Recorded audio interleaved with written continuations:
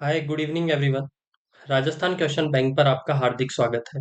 आज का जो टॉपिक है हमारे पर्यायवाची शब्द हैं जो आपके लास्ट ईयर एग्जाम्स में पूछे गए हैं। इससे पहले हमने पर्यायवाची के दो वीडियो अपलोड कर दिए गए हैं। अगर आप में से किसी ने नहीं देखे हैं तो प्लेलिस्ट में जाके आप उनको देख सकते हैं। आइए स्टार्ट करते हैं नेक्स्ट क्वेश्चन।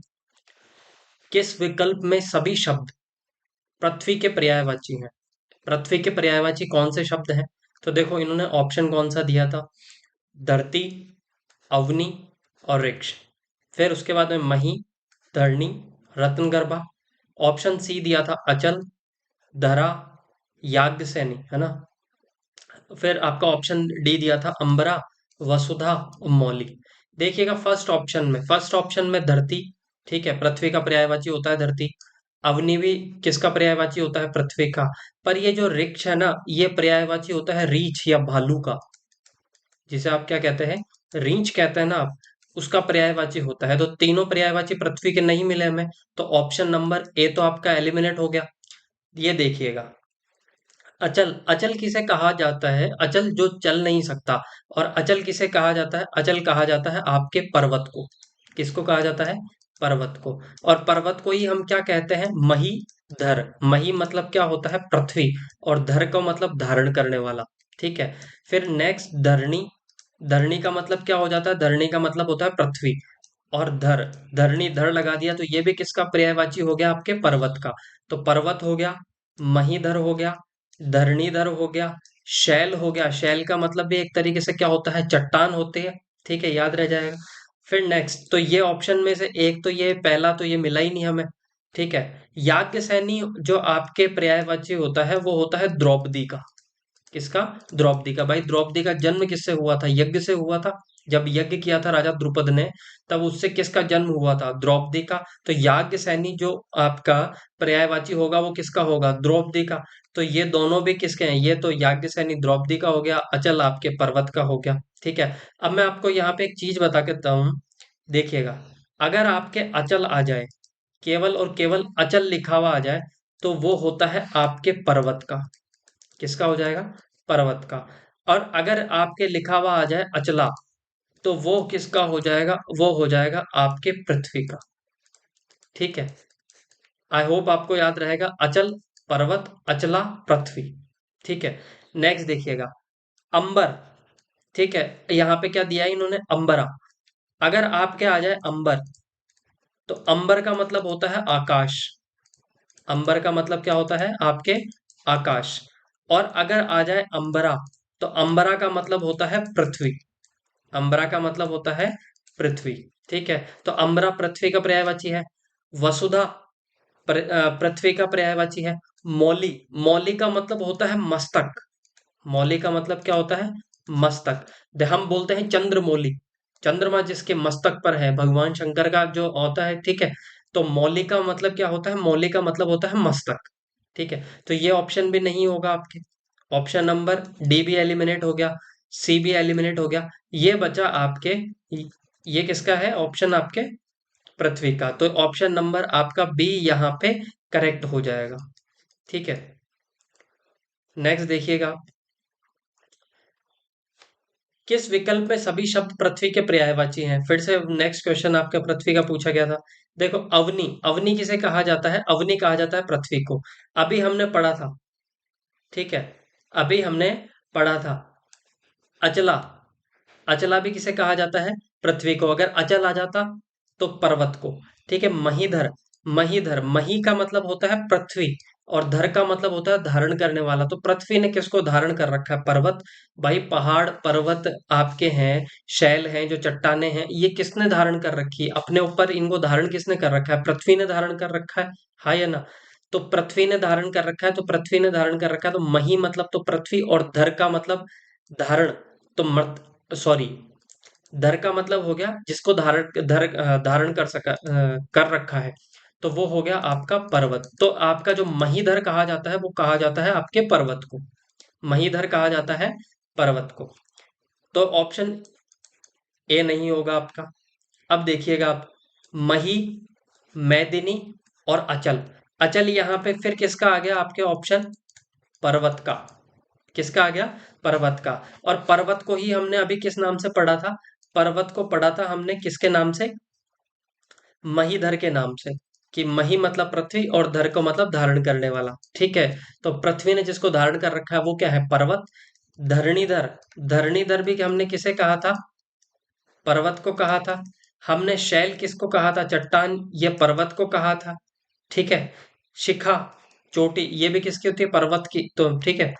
नेक्स्ट, मेदिनी किसे कहा जाता है? तो मेदिनी कहा जाता है पृथ्वी को। मही भी कहा जाता है पृथ्वी को। नेक्स्ट, आपके देखिएगा, मही वो पृथ्वी हो गया। अवनी का मतलब भी पृथ्वी। और रत्नाकर, रत्नाकर कहा जाता है आपके किसको? समुद्र को। रत्नाकर किसे कहा जाता है? समुद्र को। अब कैसे याद करोगे? एक बात बताइए, जितने समुद्र की गहराइयों में जाते हैं उतने ज्यादा क्या मिलते हैं? रत्न मिलते हैं। तो इसको अगर मैं संधि विच्छेद करूं तो इसका संधि विच्छेद हो जाएगा रत्न प्लस आकर। ठीक है। आकर का मतलब हो गया एक तरीके से इकट्ठा होना, ये एक जगह एकत्रित होना। और रत्न मतलब आप सब समझते हो, रत्न कहाँ जाकर इकट्ठे हो जाते हैं? समुद्र के गर्भ में। तो रत्नाकर का मतलब होता है समुद्र। और समुद्र के लिए मैंने आपसे कहा था कि यदि आप पानी या जल के जो पर्यायवाची शब्द हैं इनके अंत में यदि आप धी लगा देते हो तो वो किसके पर्यायवाची हो जाते हैं? आपके समुद्र के। जैसे हमने कहा था वारिधि। वारी का मतलब पानी, और धी लगा दिया तो वारिधि का मतलब क्या हो गया था? समुद्र। याद रह जाएगा आपको। हमने पढ़ा था नीर मतलब पानी, और निर्धि लगा दिया, इसका मतलब ये किसका पर्यायवाची हो गया था? समुद्र का। याद रह जाएगा आपको। तो वारिधि हो गया, निर्धि हो गया। अगर मैं आपका कह दूं आपको कि ये पर्यायवाची किसका होगा? अम्बुधि। ठीक है। अम्बुधि का मतलब भी क्या इसका पर्यायवाची हो गया आपके? अम्बु का मतलब पानी और धी को मतलब धारण करने वाला। तो पानी को इकट्ठा धारण किसने कर रखा है? समुद्र ने। तो वारिधि हो गया, निर्धि हो गया, अम्बुधि हो गया, समुद्र हो गया। ये सब किसके पर्यायवाची होंगे? आपके समुद्र के। और मैं आपको समुद्र के पहले पढ़ाए हुए हैं, वापस मैं आपको रिवाइज करा देता हूँ। पयोधि। पयो का मतलब पानी, धी का मतलब धारण करने वाला। तोय धी। ठीक है। तोय मतलब पानी और धी का मतलब धारण करने वाला। तो समुद्र हो गया, वारिधि हो गया, निर्धि हो गया, अम्बुधि हो गया, पयोधि हो गया, तोयधि हो गया। ये सब किसके पर्यायवाची हो? समुद्र के। तो पृथ्वी का पर्यायवाची पूछा था तो ऑप्शन नंबर डी भी आपका नहीं होगा। ऑप्शन नंबर सी भी आपका नहीं हो रहा था, तो क्योंकि यहाँ पे किसका आ गया था? अचल का आ गया था। ठीक है। अचल का मतलब पर्वत आ गया था बीच में। यहाँ पे मही हो गया आपका, अवनी हो गया, और वसुंधरा। वसुंधरा का मतलब भी क्या होता है? पृथ्वी। अवनी का मतलब भी पृथ्वी, और मही का मतलब भी पृथ्वी। तो तीनों ऑप्शन इसके सही है, तो ऑप्शन नंबर बी आपका यहाँ पे करेक्ट हो जाएगा। आई होप आपको ये चीजें अच्छे से समझ में आई होगी। नेक्स्ट देखिएगा, किस क्रम में आकाश के पर्यायवाची नहीं है? आकाश के पर्यायवाची नहीं है। सबसे पहले तो हमें आकाश के पर्यायवाची हम देख लेते हैं। देखिएगा, एक बात बताइए, आकाश को कोई माप सकता है क्या? तो आप कहोगे बिल्कुल नहीं माप सकते। आकाश को हम नहीं माप सकते, क्योंकि आकाश क्या है? अनंत है। कैसा है? अनंत है। आकाश क्या है? अनंत है। तो अनंत किसका पर्यायवाची हो गया? आकाश का। क्योंकि आकाश को हम क्या नहीं कर सकते? माप नहीं सकते। तो ये अनंत का पर्यायवाची मतलब अनंत आकाश का पर्यायवाची हो गया। दूसरा, खगोल। खगोल का मतलब भी क्या होता है? आपके किसका पर्यायवाची होता है? आकाश का। कैसे याद करोगे? देखो, खगोल शास्त्री होते हैं, जितने भी एस्ट्रोनॉट्स होते हैं, ये आपके क्या होते हैं? पृथ्वी से बाहर जाते हैं, तो आकाश से ही तो बाहर जाते हैं। तो खगोल का मतलब क्या हो गया? एक तरीके से आकाश हो गया। तो आकाश हो गया आपके, अनंत हो गया, खगोल हो गया।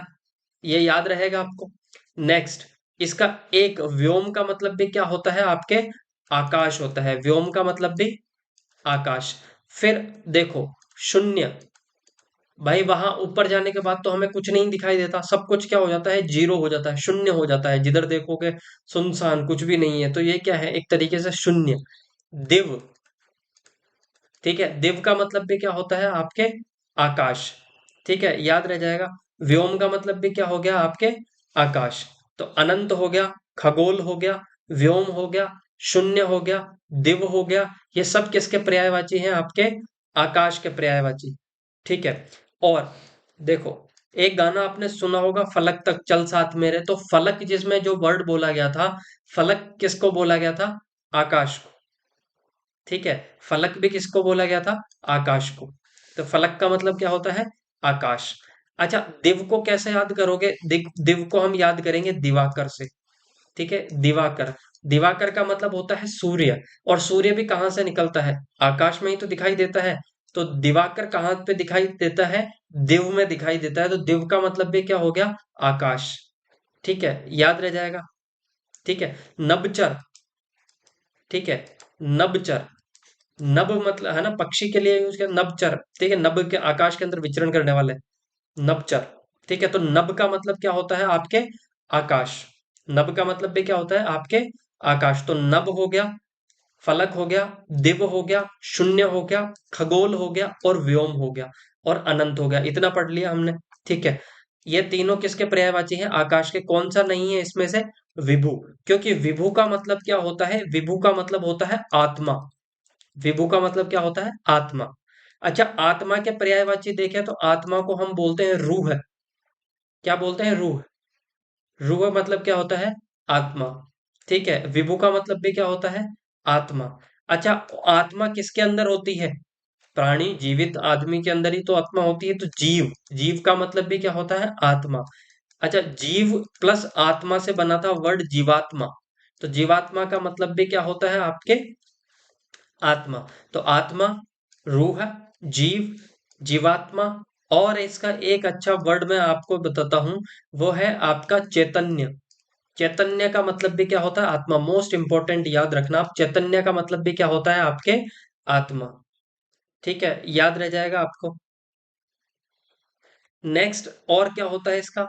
तो वो होता है प्राण। प्राण का मतलब भी आपन कहते हैं ना, प्राण निकल गया, जैसा आत्मा ही निकल गई, प्राण पखेरु उड़ जाना। ठीक है, तो प्राण हो गया, चैतन्य हो गया, जीवात्मा हो गया, जीव हो गया, रूह हो गया और आत्मा। ये सब किसके पर्यायवाची हैं? विभु के। विभु का मतलब भी। तो ऑप्शन नंबर डी इसमें करेक्ट होगा। नेक्स्ट देखिएगा, कौन सा शब्द आकाश का पर्यायवाची नहीं है? अभी हमने पढ़े थे, नभ हमने पढ़ा था। देखो, रव। रव का मतलब हमने नहीं पढ़ा था। रव का मतलब भी क्या होता है? आपके आकाश। क्या होता है? आकाश। नभ का मतलब भी क्या होता है? आकाश। अच्छा, आकाश के फिर से वापस याद करो मेरे साथ में। तो वो किसे बोला जाता है? खगोल का मतलब भी क्या होता है? आपके आकाश। ठीक है, नभ का मतलब भी क्या होता है? आपके आकाश। व्योम का मतलब भी क्या होता है? आपके आकाश। अगर मैंने वापस पूछ लूं आपसे कि दिव का मतलब भी क्या होता है? आपके आकाश। अगर मैं पूछूं आपसे फलक का मतलब भी क्या होता है? आपके आकाश। शून्य, भाई आकाश में जाके क्या हो जाता है? सब कुछ शून्य। तो ये भी किसका पर्यायवाची है? आपके आकाश का। इसमें से आपसे पूछा था कौन सा नहीं है, तो कौन सा नहीं होगा? ऑप्शन नंबर डी, न्यून। न्यून का मतलब क्या होता है? कमी। न्यून का मतलब क्या होता है? कमी। ठीक है, याद रह जाएगा आपको। हाँ जी। आई होप यहाँ तक आपको सारी चीजें अच्छे से समझ में आ रही होगी। ठीक है। फिर से दोबारा पूछा गया था हाईकोर्ट एलडीसी के अंदर, एग्जाम के अंदर। ठीक है, ये यहाँ पे मैं मेंशन करना भूल गया आपके ईयर, शायद ये आपके 2018 में जब एग्जाम हुआ था उस समय पूछा गया था। ठीक है। आकाश का पर्यायवाची कौन सा है? तो अभी हमने पढ़ा था व्योम। व्योम किसका पर्यायवाची है? आकाश का। तो ये ऑप्शन आपका सही हो जाएगा। अच्छा, विलोम का मतलब क्या होता है? विलोम का मतलब होता है आपके उल्टा। ठीक है, इसका पर्यायवाची आपके क्या हो जाएगा? प्रतिलोम। प्रतिलोम का मतलब भी क्या हो जाएगा? आपके उल्टा।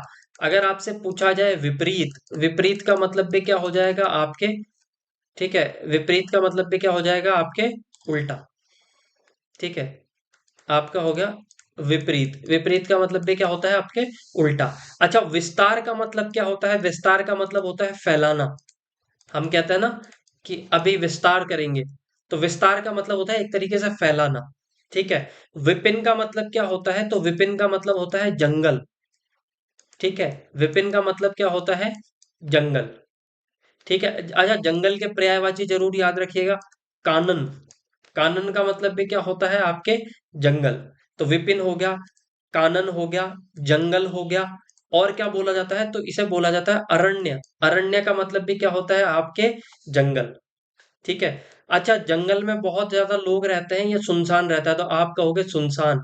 तो सुनसान को हिंदी में एक वर्ड बोला जाता है वीरान। तो इसका, ठीक है, वीरान भी किसका पर्यायवाची है? आपके जंगल का। तो जंगल हो गया, कानन हो गया, अरण्य हो गया, और क्या बोला जाता है, इसे बोला जाता है विपट। विपट का मतलब भी क्या होता है आपके, जंगल। कौन कौन से हो गए आपके, वीरान, विपट, अरण्य, कानन, जंगल, विपिन। ये सारे किसके पर्यायवाची हैं आपके, ये जंगल के पर्यायवाची हैं। ठीक है, आई होप आपको यहां तक समझ में आ रही होगी चीजें। नेक्स्ट देखिएगा, किस विकल्प में सभी शब्द परस्पर पर्यायवाची हैं। पीएसआई 2018 के अंदर ये पूछा गया था और बहुत अच्छा पूछा गया था इसमें। ठीक है, देखिएगा, अग्नि, वहनी और अनिल। देखो अग्नि, अग्नि किसे कहा जाता है, तो अग्नि कहा जाता है आग को। ठीक है, किसे कहा जाता है, आग को। आग के पर्यायवाची हमने क्या पढ़े थे, तो आग के पर्यायवाची हमने पढ़े थे, हुताशन पढ़ा था, हमने पढ़ा था। ठीक है, तो आग हो गया, वहनी, ये किसके पर्यायवाची है, आग के। अच्छा, आग का एक पर्यायवाची और मैं आपको याद करा देता हूं, वो हमने पढ़ा था क्या, हुताशन। ठीक है, और एक अच्छा याद करा देता हूं आपको, त्रिधामा। त्रिधामा भी हमने पढ़ा था, हुताशन हमें पढ़ा था। ठीक है, ये याद रह जाएगा, आग के पर्यायवाची। आग हो गया, अग्नि हो गया, हुताशन हो गया, त्रिधामा हो गया, वहनी। वहनी भी किसको बोलते हैं, आग को। जबकि अनिल किसका पर्यायवाची होता है, अनिल पर्यायवाची होता है हवा का, वायु का। ठीक है, प्राणवायु भी इसे कहा जाता है। ठीक है, याद रह जाएगा इसे। अग्नि सखा भी कहा जाता है इसे। ठीक है, नेक्स्ट, पाषाण और अश्म, ये पर्यायवाची होते हैं पत्थर के। ठीक है, ये पर्यायवाची आपके किसके होते हैं, ये जो पर्यायवाची होते हैं ये होता है आपके पत्थर का। एक सेकंड, ये पर्यायवाची किसका होता है, ये पर्यायवाची होता है आपके पत्थर का। कौन कौन से, पाषाण और अश्म। और उत्पल किसे कहा जाता है, उत्पल के हमने बहुत सारे पर्यायवाची याद किए थे, कमल। ठीक है, राजीव, कमल हो गया, उत्पल हो गया, राजीव हो गया। इसके अलावा और हमने क्या पढ़ा था, हमने पढ़ा था अंबुज। क्या पढ़ा था, अंबुज। अंबुज का मतलब भी क्या होता है, अंबु मतलब पानी, जय मतलब जन्म लेने वाला, जो पानी में जन्म लेता है। इसके अलावा हमने राजीव पढ़ा था, कमल पढ़ा था, अंबुज पढ़ा था, नीरज। ठीक है, ये भी किसका पर्यायवाची था, आपके कमल का। व्योम, नभ और अंबर। ठीक है, ये सब किसके पर्यायवाची हैं आपके, ये तीनों के तीनों पर्यायवाची हैं आपके किसके, आकाश के। तो ऑप्शन सी आपका यहाँ पे करेक्ट हो जाएगा। अगर देखो अंबर कर देते हैं, अंबर कर देते हैं, तो अंबर का मतलब क्या होता है, अंबर का मतलब होता है आपके क्या, आकाश। और अगर मैं लिख दूं आपके अंबरा, ठीक है, अंबरा, तो अंबरा किसका पर्यायवाची होता है, तो अंबरा पर्यायवाची होता है आपके पृथ्वी का। ठीक है, अगर मैं आपसे पूछूं, पयोधर, पयोधर, पयो का मतलब क्या होता है, पानी, और धर को मतलब धारण करने वाला। ठीक है, तो पयोधर हमने किसे कहा था, बादल को। ये किसके पर्यायवाची बताए थे हमने, बादल के। ठीक है, उरोज और सरोज, ये हमने, सरोज किसका पर्यायवाची था, सर का मतलब क्या होता है आपके एक तरीके से तालाब, और जय का मतलब जन्म लेने वाला। तो कौन जन्म लेता है, कमल जन्म लेता है, उत्पल जन्म लेता है। तो ये एक दूसरे के, ये तो करेक्ट हो ही नहीं रहे। ठीक है, ये इधर बादल का बता रखा है, इधर कमल का बता रखा है। तो ऑप्शन नंबर सी हमारा यहाँ पे करेक्ट था। नेक्स्ट देखिएगा आप, किस क्रमांक का शब्द प्रस्तर का पर्यायवाची नहीं है। देखो, प्रस्तर का मतलब क्या होता है, सबसे पहले प्रस्तर कहा जाता है पत्थर को। ठीक है, किसे कहा जाता है, पत्थर को। पाषाण भी किसे कहा जाता है, पत्थर को। पाहन किसे कहा जाता है, पत्थर को। और उपल किसे कहा जाता है, पत्थर को। तो ये तीनों जो पर्यायवाची हैं, ये किसके पर्यायवाची हैं, आपके पत्थर के। जबकि उत्पल अभी हमने पढ़ा था, कि उत्पल किसका पर्यायवाची है, कमल का। अच्छा, कमल के मैं वापस याद करवा देता हूँ, कमल हो गया, राजीव हो गया, ठीक है, आपके वारिज हो गया, ठीक है, कौन सा हो गया, और नीरज हो गया। इसके अलावा और कौन सा था आपके, उत्पल अभी हमने पढ़ ही लिया। ठीक है, और कौन सा था, अंबुज हो गया। ठीक है, और कौन सा था, तोयज था। ठीक है, और कौन सा था, पयोज था। ठीक है, ये सारे किसके पर्यायवाची थे आपके। एक बहुत अच्छा वर्ड हमने पढ़ा था, पुंडरिक। ठीक है, पुंडरिक। ये किसका पर्यायवाची था? आपके कमल का पर्यायवाची था। ये सारे किसके कम पर्यायवाची हैं? आपके कमल के पर्यायवाची हैं। आई होप यहां तक आपको बहुत अच्छे से याद रहा होगा। ठीक है, नेक्स्ट देखिएगा। इनमें से किस विकल्प के सभी शब्द परस्पर पर्यायवाची नहीं है? स्कूल लेक्चरर के अंदर पूछा गया था। स्कूल लेक्चरर के एग्जाम हुआ था 2020, उसमें पूछा गया था। ठीक है, परस्पर पर्यायवाची शब्द सही नहीं है। देखो दुकुल, याद रखना, दुकुल और वसन, ये इसके किसके, दोनों किसके पर्यायवाची हैं? ये दोनों पर्यायवाची हैं कपड़े के। कपड़ा लिख देता हूं मैं, कपड़ा। ठीक है, दुकुल हो गया, वसन हो गया, कपड़ा हो गया, पोशाक हो गया। ठीक है, पोशाक भी किसका है? इसके अलावा परिधान हो गया, परिधान भी किसका पर्यायवाची है? आपके कपड़े का। तो 5 पढ़ लिया हमने, दुकुल, वसन, कपड़ा, पोशाक, परिधान। ये सब किसके पर्यायवाची हैं? आपके कपड़े के पर्यायवाची हैं। ठीक है, नेक्स्ट, कच्छ और कुंतल। कच्छ और कुंतल पर्यायवाची हैं आपके केश के, बाल के। ठीक है, बाल जो अपने सिर में होते हैं उनके। केश हो गया, कच्छ हो गया, कुंतल हो गया, बाल हो गया, रोम हो गया, जो आपके ये अपन कहते हैं ना रोम रोम, है ना, ये रोमांचित हो गया। तो रोम क्या होते हैं? जो अपने बाल हैं छोटे छोटे, जो हाथों पर ये होते हैं। ठीक है, तो रोम का मतलब भी क्या होता है? आपके बाल हो गया। तो कितने पढ़ लिए? इसके भी 5 पढ़ लिए हमने। गगन, आकाश को कहते हैं। शून्य, आकाश को कहते हैं, अभी हमने पढ़ा आकाश। ठीक है, आकाश के फिर 5 याद करो। व्योम का मतलब क्या था? आकाश। और नभ का मतलब भी क्या था? आपने आकाश। ठीक है, इसके अलावा हमने अच्छा वर्ड पढ़ा था खगोल। खगोल का मतलब भी क्या था? आकाश। इसके अलावा दिव पढ़ा था भी हमने, दिव का मतलब भी क्या था? आपके आकाश। तो याद रह जाएगा, गगन, शून्य, आकाश, व्योम, नभ, खगोल, दिव। इसके अलावा तट का मतलब होता है किनारा। तट का मतलब क्या होता है? किनारा। जबकि मंदार का मतलब होता है सूर्य। ठीक है, क्या मतलब होता है? सूर्य। तो ये आपस में मिल नहीं रहे। ठीक है, ये परस्पर पर्यायवाची शब्द नहीं है। तो ऑप्शन नंबर डी आपका यहाँ पे करेक्ट हो जाएगा। आई होप आपको एक क्लास थोड़ी सी बड़ी लग रही होगी, थोड़ा सा बोरिंग लग रहा होगा, पर हम एक साथ में हर ऑप्शन के भी ऑप्शन देखते हुए चल रहे हैं। ठीक है, देखिएगा नेक्स्ट। इनमें से कौन सा पत्थर का पर्यायवाची नहीं है? पत्थर का पर्यायवाची कौन सा नहीं है इनमें? देखो, ऊपर देखते ही भू मतलब भूमि, और धर कम, भूमि ने किसको धारण कर रखा है? भूमि ने धारण कर रखा है आपके किसको? पर्वत को। तो यही इसका पर्यायवाची नहीं होगा। भूधर, जिसके हमने कहा था धरणीधर। क्या कहा था? धरणीधर। और क्या कहा था? महीधर। और क्या कहा था? शैल। ठीक है, ये सब किसके पर्यायवाची थे? आपके पर्वत के। ठीक है, नेक्स्ट, जबकि आपके पाषाण, ग्रवा और अश्म, ये तीनों किसके पर्यायवाची हैं? आपके पत्थर के। ठीक है, पत्थर, ये फिर प्रस्तर भी इसे हमने पढ़ा था अभी, प्रस्तर। ठीक है, तो ऑप्शन नंबर इसमें से कौन सा इसका पर्यायवाची नहीं है पत्थर का? तो ऑप्शन नंबर ए आपका यहाँ पे करेक्ट हो जाएगा। ठीक है, नेक्स्ट देखिएगा। नेक्स्ट देखिएगा, किस विकल्प में सभी शब्द सरस्वती के पर्यायवाची नहीं है? सरस्वती के कौन से पर्यायवाची नहीं है?